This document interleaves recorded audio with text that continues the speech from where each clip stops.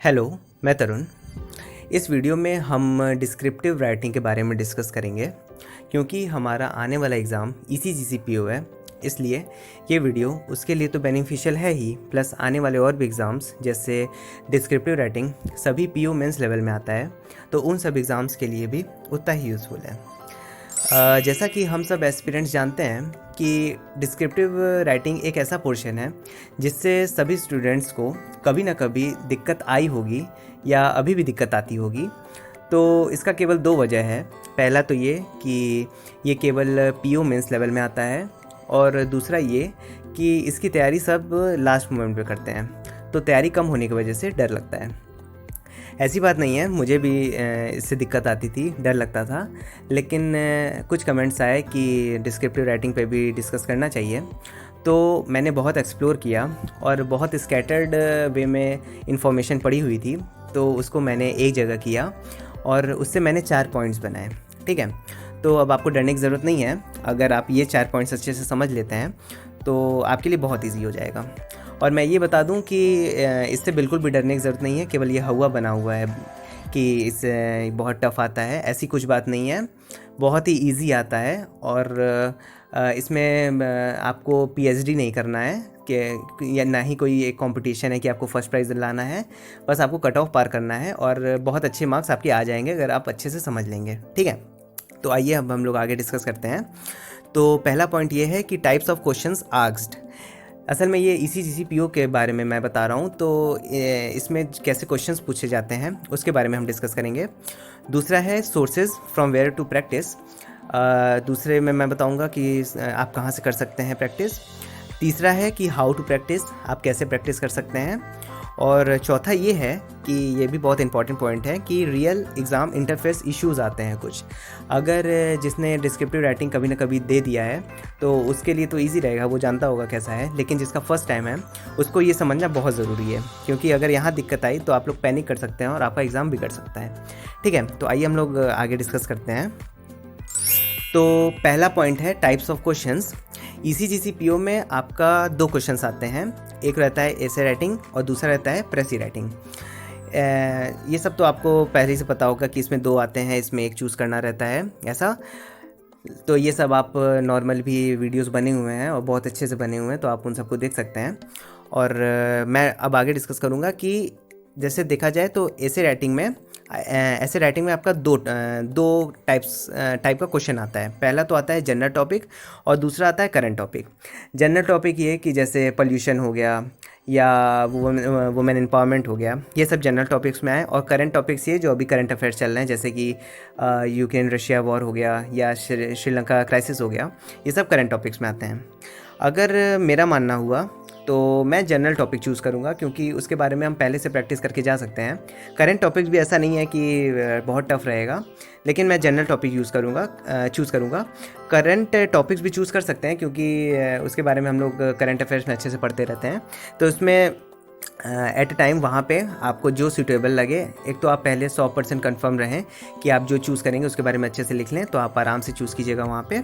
दोनों बहुत इजी आते हैं, और सबसे अच्छी बात ये है कि 150 वर्ड्स के आते हैं, तो बहुत ही छोटा रहेगा।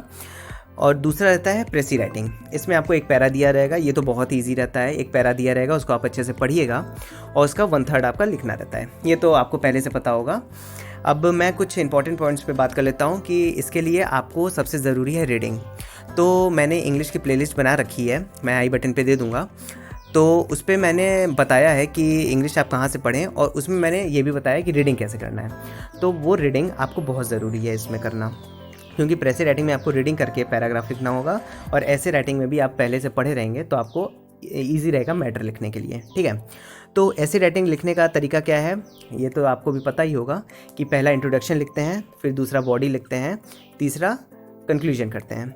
इंट्रोडक्शन में आप ये लिख सकते हैं जैसे कि श्रीलंका क्राइसिस पे आता है या तो यूक्रेन रशिया वॉर पे आता है, तो आपको इंट्रोडक्शन में आप ये लिख सकते हैं कि ये कहाँ वॉर हो रहा है, कैसे हो रहा है ये। और बॉडी में आप प्रोज लिख सकते हैं, कॉन्स लिख सकते हैं और इस बारे में लिख सकते हैं, और कंक्लूजन में आप सोल्यूशन लिख सकते हैं। ठीक है, तो ऐसे राइटिंग में अगर आप प्रैक्टिस किए रहेंगे तो आपका बहुत अच्छा रहेगा। आगे मैं सोर्स बताऊंगा कि आपको कहाँ से प्रैक्टिस करना है। ठीक है, तो पहला ये हो गया। अब दूसरे पॉइंट्स पे आते हैं।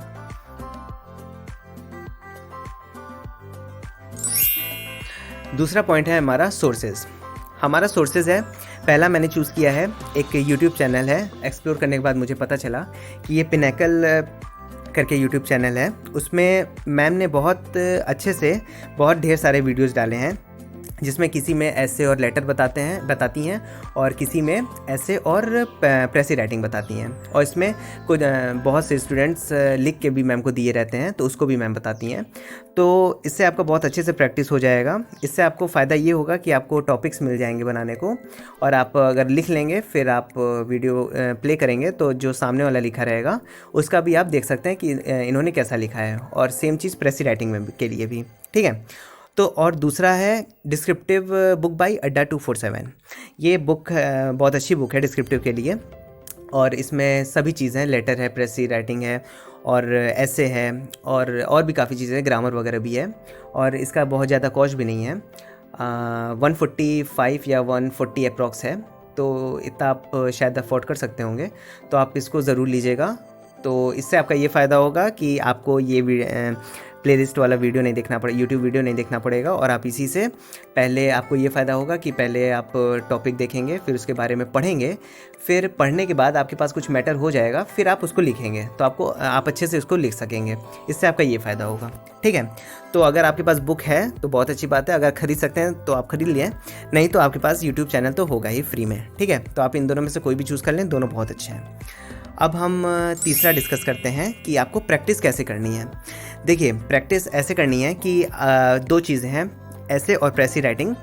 तो आप इसको अल्टरनेट डेज पे कर सकते हैं। जैसे कि आप आज ऐसे कर लीजिए, फिर कल प्रेसी राइटिंग कर लीजिए, फिर परसों फिर ऐसे करके आप इसको प्रैक्टिस कर सकते हैं, ठीक है।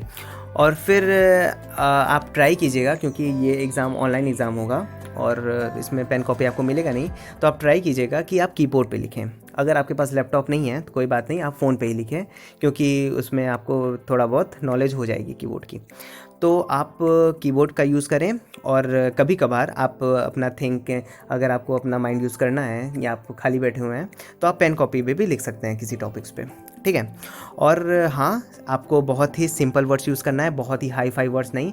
ये हवा बना हुआ है मार्केट में कि बहुत आप खूब सुंदर सुंदर वर्ड्स लिखेंगे, खूब कठिन कठिन वर्ड्स लिखेंगे, या बहुत क्रिएटिव तरीके से आप लिखेंगे तभी आपको नंबर मिलेगा। ऐसी कोई बात नहीं है।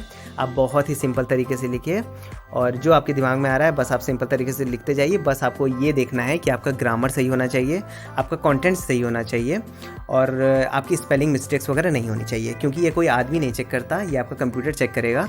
तो आपको ये सब का ध्यान रखना होगा, ठीक है। तो बहुत ही सिंपल वर्ड्स में और बहुत ही ईजी तरीके से आप लिख सकते हैं अपना आइडियाज़। उसमें कोई टेंशन लेने की ज़रूरत नहीं है, कोई डरने की ज़रूरत नहीं है, ठीक है। और बस ये हो गया, टेक इट ईजी, बहुत आराम से ये हो जाएगा। बस आपको थोड़ा सा प्रैक्टिस करने की ज़रूरत है। प्रैक्टिस नहीं होता इसीलिए डर लगता है, थोड़ा सा आप प्रैक्टिस कर लें। आप एक बार स्टार्ट तो करिए, आप स्टार्ट अगर कर देंगे तो आपके लिए बहुत ईजी होता रहेगा, ठीक है। फिर चौथा पॉइंट जो है, सॉरी मैंने यहाँ 1 लिख दिया है भूल से। चौथा पॉइंट ये है कि रियल एग्ज़ाम इंटरफेस इश्यूज़। इसका जो स्टूडेंट्स डिस्क्रिप्टिव राइटिंग एक बार दे चुके हैं उनके लिए तो सही है, लेकिन जिसका पहली बार है वो इसको ज़रूर देखेगा, ठीक है। क्योंकि इसमें कुछ इश्यूज़ आते हैं, जैसे कि एंटर और स्पेस की आप एक साथ नहीं दबा सकते, आपका कीबोर्ड लॉक हो जाएगा। और आप अगर लिख रहे हैं और आपका बीच में कोई लाइन छूट गया तो आप उसको कैसे ऐड कर सकते हैं, क्योंकि डबल बार स्पेस नहीं दब सकता। और इसमें फॉर्मेट्स कैसे लिख सकते हैं, जैसे हम लोग नॉर्मली पेज के बीच में टाइटल लिखते हैं, फिर बॉडी स्टार्ट करते हैं थोड़ा सा स्पेस छोड़ के, तो ऐसा कुछ नहीं होता। उसमें एक ही लाइन से सब लिखते जाना है वहाँ पे। तो आप ये सब पहले से जान के जाएँ तो अच्छा रहेगा। और इसमें वर्ड्स लिमिट आपको गिनना नहीं है, आप लिखते रहेंगे तो आपका नीचे वर्ड काउंट होता रहेगा, तो आप उसको देखते रहेंगे। तो यही सब बारे में 1-2 बहुत अच्छे वीडियोस हैं। मेरे पास ऐसा कुछ तो है नहीं कि मैं उस पर वीडियो बना सकूं, लेकिन मुझे बहुत 2 अच्छे किसी के थ्रू ही मुझे मिला है ये वीडियो, तो मैं सोचा कि आप लोगों को दे दूं। तो ये 2 वीडियो इसमें सर ने इतने अच्छे तरीके से बताया है ना कि आपका 0.1% भी आपको कोई भी फिर इसमें दिक्कत नहीं आएगी, ठीक है। लेकिन आपको ये देखना बहुत ज़रूरी है, क्योंकि अगर आप नहीं देख के जाएंगे तो वहाँ पक्का पैनिक कर जाएंगे और आपका एग्ज़ाम ख़राब हो जाएगा।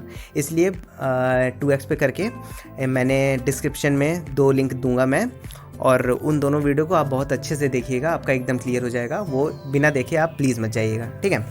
तो अब मैं समरी दे दे रहा हूँ आपको क्या क्या करना है। पहला ये कि आपको सोर्स मैंने बता दिया है कहाँ से करना है। दूसरा ये कि आपको प्रैक्टिस कैसे करना है वो मैंने बता दिया है। तीसरा ये आपको ये एक रियल एग्ज़ाम इंटरफेस आपको देख के जाना है, ठीक है। ये तीनों चीज़ आप बहुत अच्छे से कर लीजिएगा तो आपका फिर आपको इसमें डर बचेगा ही नहीं, और जल्दी से जल्दी आप प्रैक्टिस करना स्टार्ट कीजिए क्योंकि अब टाइम कम बचा है।